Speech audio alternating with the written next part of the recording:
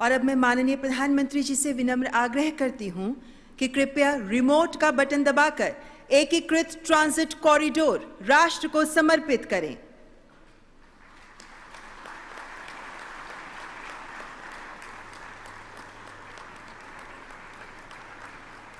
इस एकीकृत transit corridor के अंतर्गत 6 लेन टनल और 5 अंडरपास राष्ट्र को समर्पित किए जा रहे हैं। विकास जन केंद्रित हो, ईज ऑफ लिविंग को बेहतर बनाए, जन आकांक्षाओं को पूरा करे, देश निर्माण को मजबूत आधार दे। माननीय प्रधानमंत्री जी की इसी सोच को प्रदर्शित करती है पुनर्विकसित प्रगति मैदान परियोजना, जिसका ट्रैफिक कंपोनेंट है प्रगति मैदान एकीकृत ट्रांजिट कॉरिडोर। बहुत बहुत आभार माननीय प्रधानमंत्री जी। इस एकीकृत ट्रांजिट कॉरिडोर से जुड़े अहम बिंदुओं पर अब हम आपके सामने प्रस्तुत कर रहे हैं एक शॉर्ट फिल्म। दिल्ली मात्र देश की राजधानी नहीं बल्कि पूरे भारत का दिल है। दिल्ली को एक आधुनिक राजधानी का प्रारूप देने के लिए विकास कार्य निरंतर तीव्र गति से चल रहे हैं। भारत के यशस्वी एवं लोकप्रिय प्रधानमंत्री श्री नरेंद्र मोदी जी द्वारा दिल्ली के विकास के लिए कई सराहनीय कदम उठाए गए हैं और इसी कड़ी में शामिल है पुनर्विकसित प्रगति मैदान परियोजना का अभिन्न अंग प्रगति मैदान एकीकृत transit corridor. Mathura road, Bhairav मार्ग और रिंग रोड दिल्ली के अति महत्वपूर्ण मार्गों में आते हैं। इंडिया गेट, चिड़ियाघर, पुराना किला, प्रगति मैदान, दिल्ली हाई कोर्ट और सुप्रीम कोर्ट जैसे प्रमुख इंस्टीट्यूशनल लैंडमार्क्स होने से यहां सामान्य से अधिक यातायात प्रवाह रहता है, जिसके कारण आए दिन ट्रैफिक जाम की समस्या बनी रहती है। भारत सरकार की पहल पर प्रगति मैदान एकीकृत ट्रांजिट कॉरिडोर के तहत 923 करोड़ की लागत से एक विश्व स्तरीय टनल और 5 अंडरपास बनकर तैयार है। इस परियोजना के पूर्ण हो जाने से आईटीओ से डीपीएस तक 6 ट्रैफिक सिग्नल्स हटने से पूरा मथुरा रोड तथा भैरव मार्ग सिग्नल फ्री हो जाएंगे। परियोजना का मुख्य आकर्षण है 1.3 किलोमीटर लंबी 6 लेन टनल, जो पुराना किला रोड से शुरू होकर रिंग रोड तक जाती है। इस टनल की चौड़ाई 28 मीटर से लेकर 42 मीटर तक है। ये भारत की सबसे चौड़ी शहरी टनल होने के साथ ही आत्मनिर्भर भारत का एक नायाब नमूना है, क्योंकि इसका निर्माण एवं डिजाइन पूर्णतः स्वदेशी इंजीनियर्स द्वारा किया गया है। मथुरा रोड और रिंग रोड के ट्रैफिक एवं रेल यातायात को बाधित किए बिना टनल बनाना बेहद चुनौतीपूर्ण कार्य था। बॉक्स पुशिंग जैसी जटिल तकनीक का उपयोग कर 1300 टन वजनी प्रीकास्ट बॉक्सेस को क्रमवार भारतीय रेलवे के अति व्यस्त 7 रेलवे ट्रैकों के नीचे से निकाला गया है। आप ये जानकर भी हैरान हो जाएंगे कि प्रगति मैदान के नए प्रदर्शनी भवन A6 का निर्माण भी टनल के ऊपर ही किया जा रहा है। ये टनल भारत ही नहीं, विश्व में इंजीनियरिंग का अद्भुत नमूना है। यही नहीं, यात्रियों की सहूलियत के लिए टनल में अनेकों सुविधाएं प्रदान की गई हैं, जैसे कि smart LED lightings, 24 hour automatic power backup, CCTV monitoring, vehicular management system, fire fighting system, digitally controlled ventilation fans, digitally controlled water pumps और पब्लिक अनाउंसमेंट सिस्टम। टनल को पुनर्विकसित प्रगति मैदान की भूमिगत पार्किंग से भी जोड़ा गया है, जिससे प्रदर्शनी के समय यहां आने वाले दर्शकों को सुविधा होगी। इस परियोजना के पूर्ण हो जाने से ट्रैफिक आवागमन सुगम होगा, जिससे सालाना 55 लाख लीटर ईंधन की बचत होगी और साथ ही प्रदूषण में भी कमी आएगी। अंडरपास और टनल की दीवारों पर सुंदर आर्ट वर्क्स भी बनाए गए हैं। विशेषकर टनल को 6 ऋतुओं के आधार पर सजाया गया है। विश्व में ये पहली सुरंग है जिसकी दीवारों पर इतने बड़े पैमाने पर कलाकृतियां बनाई गई हैं। टनल से गुजरते वक्त इसका हर हिस्सा ऋतु के अनुसार भारतीय संस्कृति की झलक अलग अंदाज में पेश करेगा। प्रधानमंत्री जी के दृढ़ संकल्प और मार्गदर्शन में हो रहे विकास कार्य प्रगति के नित नए आयाम स्थापित कर रहे हैं। ऐसे में एकीकृत ट्रांजिट कॉरिडोर परियोजना दिल्ली के जन जन को प्रदूषण एवं जाम से मुक्ति दिलाने के साथ ही देगी विकास को एक नई रफ्तार।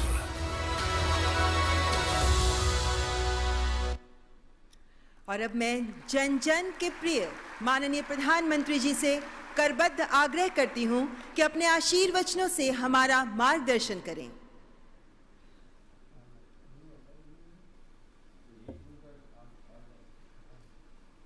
जोरदार तालियों से स्वागत माननीय प्रधानमंत्री जी का।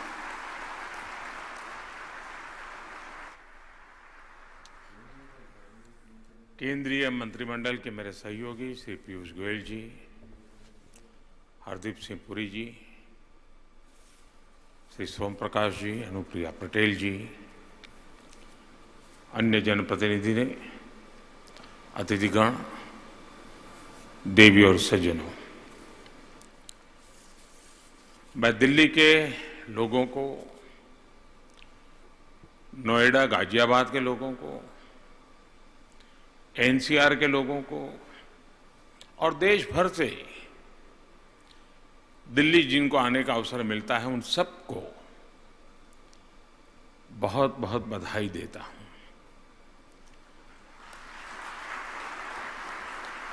आज दिल्ली को केंद्र सरकार की तरफ से आधुनिक इंफ्रास्ट्रक्चर का एक बहुत ही सुंदर उपहार मिला है। प्रोजेक्ट मैनेजमेंट के उत्तम उदाहरण को प्रस्तुत करते हुए इस प्रोजेक्ट को पूरा किया है। जिन मेरे श्रमिक भाई बहनों ने अपना पसीना बहाया है, वे सब, उन सबको मैं हृदय से बहुत बहुत बधाई देता हूं, उन सबका अभिनंदन करता हूं। ये integrated transit corridor Pragati Maidan प्रदर्शनी स्थल को 21वीं सदी की आवश्यकताओं के अनुसार ट्रांसफॉर्म करने का अभियान का हिस्सा है। दशकों पहले भारत की प्रगति को भारतीयों के सामर्थ्य, भारत के प्रोडक्ट्स, हमारी संस्कृति को शोकेस करने के लिए प्रगति मैदान निर्माण हुआ था। लेकिन उसके बाद भारत बहुत बदल गया, भारत का सामर्थ्य बदल गया, हमारी जरूरतें भी कई गुना बढ़ गई। लेकिन ये दुर्भाग्य है कि प्रगति मैदान की ज्यादा प्रगति नहीं हुई।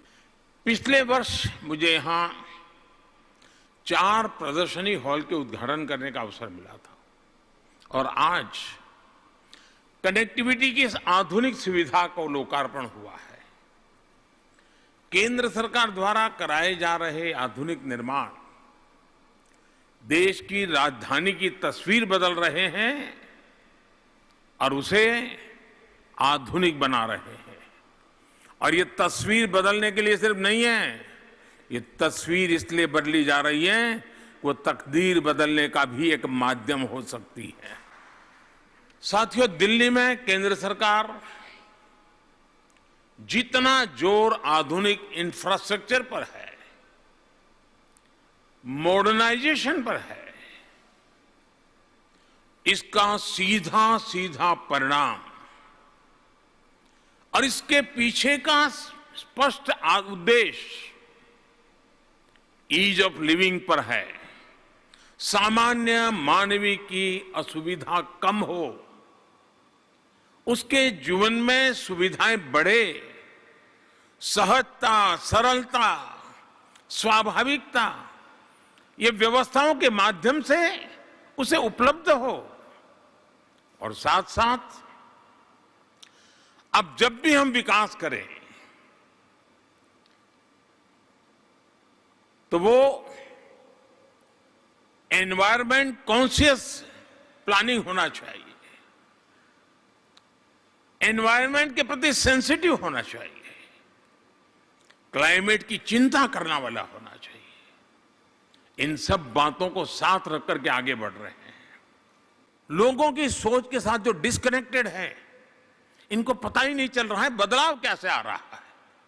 और मेरे लिए प्रसन्नता का विषय था कि एक बदलाव हिंदुस्तान का सामान्य मानवी किसको ऐसे को कैसे अडॉप्ट कर रहा है। अब आज देखिए, Delhi Mumbai expressway, Delhi Dehradun expressway, Delhi Amritsar expressway, Delhi Chandigarh expressway, Delhi Jaipur expressway, कितने प्रोजेक्ट्स भारत की राजधानी को दुनिया की सबसे बेहतर कनेक्टेड राजधानियों में से एक बनाने का सामर्थ्य रखते हैं। और जब ये काम पूरा होगा तब बनेगा।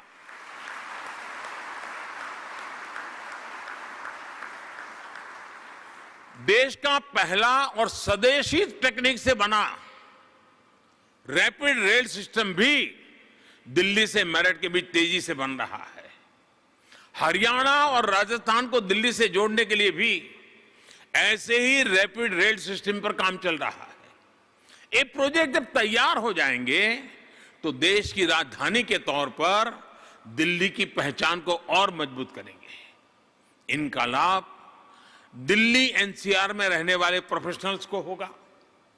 हमारे युवा वर्ग, हमारे विद्यार्थी, स्कूल जाने वाले बच्चे, ऑफिस जाने वाले लोग, टैक्सी चलाने वाले हमारे साथी, ऑटो चलाने वाले हमारे साथी, हमारे व्यापारी बंधु, हमारे छोटे दुकानदार, इन सभी को यानी समाज के हर तबके को इसका बहुत फायदा मिलेगा। साथियों, आज देश पीएम गति शक्ति नेशनल मास्टर प्लान के विजन पर चलने पर उसके कारण आधुनिक मल्टीमोडल कनेक्टिविटी का बहुत तेजी से निर्णय प्रक्रिया बढ़ रही है।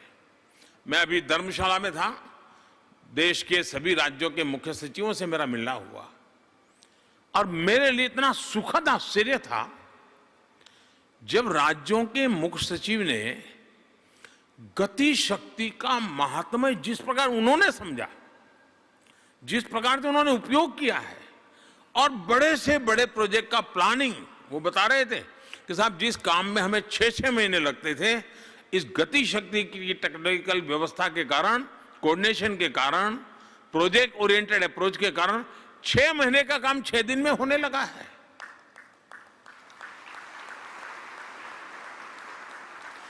गति शक्ति मास्टर प्लान सबको साथ लेकर, सबको विश्वास में लेकर और सबका प्रयास का ही एक बहुत बड़ा उत्तम माध्यम बन चुका है।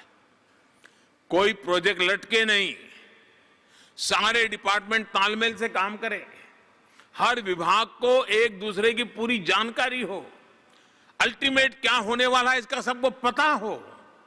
इस सोच को लेकर के गति शक्ति का निर्माण हुआ है। सबका प्रयास की ये भावना अर्बन डेवलपमेंट के लिए भी बहुत महत्वपूर्ण है। आजादी के अमृत काल में देश के मेट्रो शहरों के दायरे का विस्तार करना, टियर 2, टियर 3 शहरों में बेहतर प्लानिंग के साथ काम करना आवश्यक हो गया है।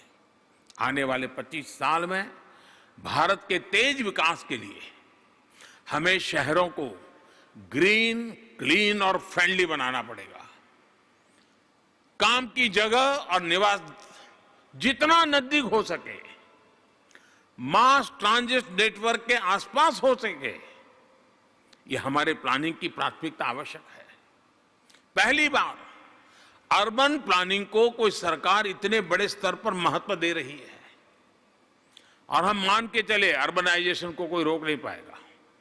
अब अर्बनाइजेशन को मुसीबत मानने के बजाय अर्बनाइजेशन को एक अवसर मान करके हम प्लानिंग करेंगे तो देश की ताकत को अनेक गुना बढ़ाने का सामर्थ्य उसमें पड़ा हुआ है। और हमारा फोकस यही है कि हम अर्बनाइजेशन को अवसर माने, एडवांस में प्लानिंग शुरू करें। साथियों, शहरी गरीबों से लेकर के शहरी मिडिल क्लास तक हर किसी के लिए बेहतर सुविधाएं देने पर आज तेज गति से काम हो रहा है। बीते 8 साल में 1,70,00,000 से ज्यादा शहरी गरीबों को पक्के घर देना सुनिश्चित हुआ है। मध्यम वर्ग के लाखों परिवारों को भी उनके घर के लिए मदद की गई है। शहरों में अगर आधुनिक पब्लिक ट्रांसपोर्ट पर फोकस किया जा रहा है तो सीएनजी आधारित मोबिलिटी, इलेक्ट्रिक मोबिलिटी के इंफ्रास्ट्रक्चर भी उतना ही अधिक फोकस कर रहे हैं। केंद्र सरकार ने एफएमई फेम योजना इसका उत्तम उदाहरण है। इस योजना के तहत दिल्ली सहित देश के दर्जनों शहरों में नई इलेक्ट्रिक बसों का फ्लीट तैयार किया जा रहा है। कुछ दिन पहले ही दिल्ली में भी इस योजना के तहत कुछ नई बसें चलनी शुरू हुई हैं। ये गरीब और मिडिल क्लास दोनों को सुविधा भी देने वाली है और प्रदूषण की समस्या को भी कम करेगी। देशवासियों के जीवन को आसान बनाने का यह संकल्प ऐसे ही मजबूत होता रहे। और मैं अभी टनल को देखने के लिए मेरे लिए खुली जीप की व्यवस्था की गई थी, तो मैं भी नियम कानून डिसिप्लिन के कारण थोड़ी देर तो जीप में चला, लेकिन बाद में उतर गया।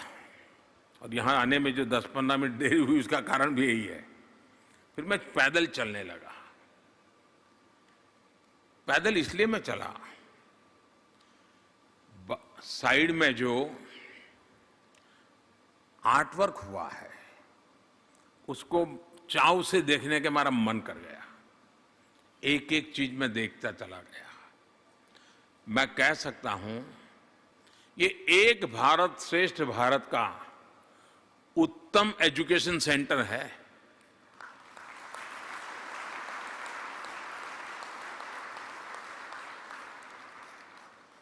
मैं नहीं जानता हूं दुनिया में कहां क्या होगा, लेकिन ये देखने के बाद मैं कह सकता हूं शायद टनल के अंदर कहीं पर भी इतनी लंबी आर्ट गैलरी नहीं होगी, इतनी बड़ी लंबी आर्ट गैलरी बन गई है।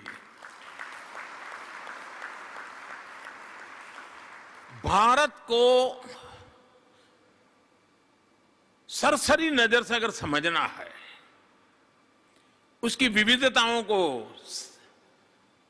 उसके उमंग उत्साह की पलों को पाना हो, तो ये टनल की यात्रा करके कोई आएगा, वो विदेशी होगा तो भी वो महसूस करेगा, अच्छा नागालैंड ऐसा है, केरल ऐसा है, जम्मू कश्मीर ऐसा है। यानी इतनी विविधताओं से भरी हुआ वो आर्ट वर्क है और वो भी हाथों से तैयार किया हुआ काम है। ये सब देखने के बाद मैंने जो भाषण दिया अब तक, उससे मैं थोड़ा विपरीत सुझाव देना चाहता हूं। मैं नहीं जानता हूं एक्सपर्ट लोग मेरे इस सुझाव को कैसा लेंगे। मेरा सुझाव है, वैसे भी संडे को थोड़ा ट्रैफिक कम होता है, क्या संडे 4-6 घंटे जो टनल जिस काम के लिए बनी है उसके बजाय उल्टा काम करने के लिए मैं सुझाव दे रहा हूं।